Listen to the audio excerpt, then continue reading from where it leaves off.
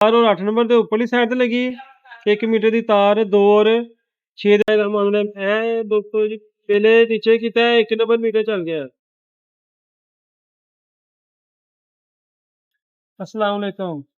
बिस्मिल्लाहिर्रहमानिर्रहीम। दोस्तों ਅੱਜ ਤੁਹਾਨੂੰ ਬ੍ਰੇਕਰ ਚੇਂਜ ਓਵਰ ਲਾਉਣ ਦਾ ਤਰੀਕਾ ਦੱਸਾਂਗੇ। ਪਿਛਲੀ ਵੀਡੀਓ ਦੇ ਵਿੱਚ ਅਸੀਂ ਤੁਹਾਨੂੰ ਆਟੋ ਚੇਂਜ ਓਵਰ ਰਿਲੇ ਦਾ ਦੱਸਿਆ ਸੀ ਤਰੀਕਾ। ਅੱਜ ਅਸੀਂ ਤੁਹਾਨੂੰ ਚੇਂਜ ਓਵਰ ਬ੍ਰੇਕਰ ਦਾ ਤਰੀਕਾ ਦੱਸਾਂਗੇ ਇੰਸ਼ਾਅੱਲਾਹ ਤਾਲਾ ਕਿ ਕਿਸ ਤਰ੍ਹਾਂ ਲਗਾਈਦਾ। ਇਹਦੇ 6 ਪੁਆਇੰਟ ਨੇ, 4 ਇੱਕ ਸਾਈਡ ਦੇ ਨੇ, 2 ਇੱਕ ਸਾਈਡ ਦੇ ਨੇ। ਇਹ ਦੋ ਜਿਹੜੇ ਬੰਦ ਨੇ। ਜਿਹੜੀ 2 ਇੱਕ ਸਾਈਡ ਦੇ ਨੇ ਉਹ ਹੈਗੇ ਨੇ ਜਿਹੜੀ ਅਸੀਂ ਘਰ ਦੀ ਸਪਲਾਈ ਹੈ ਉਹ ਵਾਲੀ। ਇੱਧਰ ਜਿਹੜੇ 4 ਪੁਆਇੰਟ ਨੇ 2 1 ਮੀਟਰ ਦੇ ਨੇ, 2 1 ਮੀਟਰ ਦੇ ਨੇ। ਇਹ ਦੋ ਇਸ ਤਰ੍ਹਾਂ ਉੱਪਰ ਲੱਗਣੇ ਮੀਟਰ ਦੇ, 2 ਨੀਚੇ 1 ਮੀਟਰ ਦੇ ਲੱਗਣੇ। ਇਹ ਇਸ ਤਰ੍ਹਾਂ ਨਹੀਂ ਲੱਗਣੀਆਂ ਤਾਰਾਂ, ਇਸ ਤਰ੍ਹਾਂ ਲੱਗਣੀਆਂ ਨੇ। ਇਹ ਹੁਣ ਅਸੀਂ ਤੁਹਾਨੂੰ ਪ੍ਰੈਕਟੀਕਲ ਕਰਕੇ ਦਿਖਾਉਂਦੇ ਹਾਂ। ਇਹ ਚੇਂਜ ਓਵਰ ਇਹ ਦਰਮਿਆਨ 'ਚ ਆਫ ਹੁੰਦਾ ਹੈ, ਨੀਚੇ 1 ਮੀਟਰ ਚੱਲਦਾ ਹੈ, ਦਰਮਿਆਨ 'ਚ ਆਫ, ਉੱਪਰ ਦੂਸਰਾ ਮੀਟਰ। ਠੀਕ ਹੈ ਜੀ। ਇਹ ਹੁਣ ਅਸੀਂ ਤੁਹਾਨੂੰ ਚਲਾ ਕੇ ਦਿਖਾਉਂਦੇ ਹਾਂ ਇੰਸ਼ਾਅੱਲਾਹ ਤਾਲਾ ਕਨੈਕਸ਼ਨ ਕਿੱਦਾਂ ਹੋਣਗੇ। ਇਹ ਪਹਿਲੇ ਨੰਬਰ ਤੇ ਅਸਾਂ ਦੇਖੋ 2 ਮੀਟਰ ਦੀਆਂ ਤਾਰਾਂ ਨੇ। ਅਸੀਂ ਪਹਿਲੇ 1 ਨੰਬਰ ਮੀਟਰ ਦੀ ਤਾਰ ਲਵਾਂਗੇ। ਇੱਧਰ ਨੀਚੇ ਲੱਗਣਗੀਆਂ। ਇਹਦੇ ਉੱਪਰ ਨੰਬਰ ਵੀ ਲਿਖੇ ਹੋਏ ਨੇ, 2 ਨੰਬਰ ਤੇ 6 ਨੰਬਰ 1 ਮੀਟਰ, 4 ਨੰਬਰ ਤੇ 8 ਨੰਬਰ ਦੂਸਰਾ ਮੀਟਰ। ਅਸੀਂ ਪਹਿਲੇ 1 ਨੰਬਰ ਮੀਟਰ ਲਾਵਾਂਗੇ। 1 ਨੰਬਰ ਮੀਟਰ ਲੱਗਣਾ ਹੈ ਜੀ 2 और 6 ਦੇ ਵਿੱਚ ਹੈਗਾ ਜੀ 2 ਨੰਬਰ ਪੁਆਇੰਟ।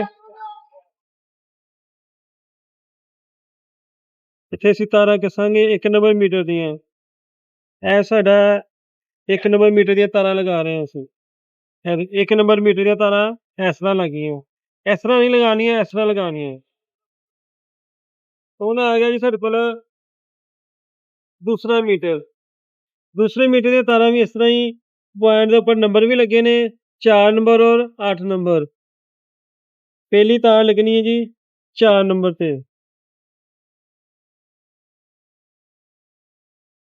4 ਨੰਬਰ ਦੇ ਉੱਪਰ ਦੂਸਰੇ ਮੀਟਰ ਦੀ ਤਾਰ ਲਗਾਈਏ। 8 ਨੰਬਰ ਦੇ ਉੱਪਰ ਦੂਸਰੀ ਤਾਰ ਲੱਗੇਗੀ।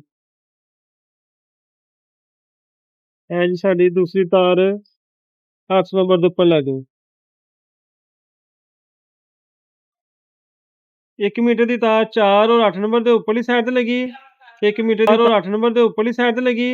1 ਮੀਟਰ ਦੀ ਤਾਰ 2 और 6 ਦੇ ਨੀਚੇਲੀ ਸਾਈਡ ਤੇ ਲੱਗਣੀ ਹੈ। ਇਸ ਤਰ੍ਹਾਂ ਹੀ ਲਗਾਉਣੀ ਹੈ, ਇਸ ਤਰ੍ਹਾਂ ਇਹ ਚੀਜ਼ ਨਹੀਂ ਚ ਰੱਖਣੀ ਹੈ। ਅਗਰ ਗਲਤ ਲੱਗਣੀ ਹੈ ਤਾਂ ਨੁਕਸਾਨਦਾਇਕ ਦੱਸੋ। ਅੱਗੇ ਦੂਸਰੀ ਸਾਡੀ ਹੈਗੀ ਜੀ ਆਊਟਪੁੱਟ। ਇਹ ਹੈਗਾ ਜਿਹੜੀ ਸਾਡੀ ਘਰ ਨੂੰ ਜਾ ਰਹੀ ਸਪਲਾਈ। ਇਹ ਜਿਹੜੇ ਆਫ ਨੇ ਬੰਦ ਨੇ ਪੁਆਇੰਟ 3 ਲੱਗਣੇ, ਨੀਚੇ ਖੁੱਲੇ ਪੁਆਇੰਟ ਨੇ। ਇਹ ਹੈਗੀ ਘਰ ਦੀ ਸਪਲਾਈ। ਇਹ ਹੁਣ ਅਸੀਂ ਆਊਟਪੁੱਟ ਘਰ ਦੀਆਂ ਤਾਰਾਂ ਇਹਨਾਂ ਤੇ ਲਗਾਵਾਂਗੇ। ਤੇ ਪੁਆਇੰਟ ਦਾ ਨੰਬਰ ਹੈਗੀ 1 ਨੰਬਰ ਔਰ 5 ਨੰਬਰ। ਇਹ 1 ਨੰਬਰ ਖੋਲਿਆ ਜੀ।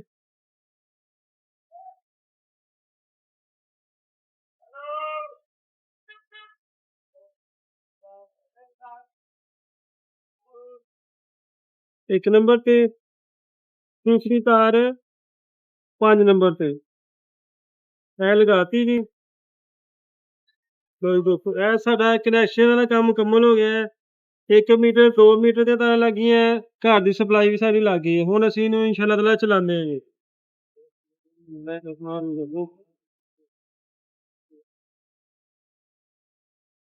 ਇਹ ਦੋਸਤੋ ਜੀ ਪਹਿਲੇ ਨੀਚੇ ਕੀਤਾ 1 ਨੰਬਰ ਮੀਟਰ ਚੱਲ ਗਿਆ। ਠੀਕ ਹੈ ਜੀ।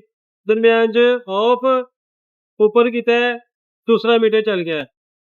ਤੇ ਦੋਨੋਂ ਮੀਟਰ ਇਸਤੇਮਾਲ ਤੁਹਾਡੇ ਹੋ ਗਏ। ਇਹ ਦਰਮਿਆਨ 'ਚ ਆਫ ਹੈ। ਲਓ ਜੀ ਇਹ ਤੁਹਾਨੂੰ ਬੜਾ ਅਸੀਂ ਇੱਕ ਆਸਾਨ ਜਿਹਾ ਤਰੀਕਾ ਦੱਸਿਆ ਚੇਂਜ ਓਵਰ ਬ੍ਰੇਕਰ ਲਗਾਉਣ ਦਾ।